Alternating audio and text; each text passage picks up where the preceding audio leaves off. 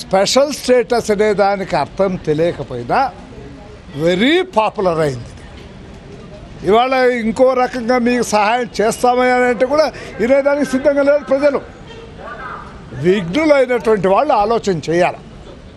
ఇవాళ BJP special status అనే పదాన్ని ఉపయోగించడానికి సిద్ధంగా లేదు అనేది అందరికీ అర్థమైపోయింది. ఇవాళ మాట్లాడేటువంటి నాయకులకు, ఎమ్మెల్యేలకు, ఎంపీలకు, చదువుకున్నటువంటి వాళ్ళకి అందరికీ అర్థమైంది. అయినా అదే కోరుతాను, పదానికి పెద్దగా ప్రాముఖ్యత ఇవ్వద్దండి. తెలిసినటువంటి వాళ్ళు, చదువుకున్నటువంటి వాళ్ళు. స్పెషల్ స్టేటస్లో ఏ రకమైనటువంటి ప్రాముఖ్యతలు ఉంటాయో దానికి తగ్గకుండా, దాంతోపాటు సమానంగా, లేకపోతే ఒక 5 పైసలు ఇటో అటో మీకు సహాయం చేస్తామని అన్నప్పుడు ఒప్పుకోక తప్పదు.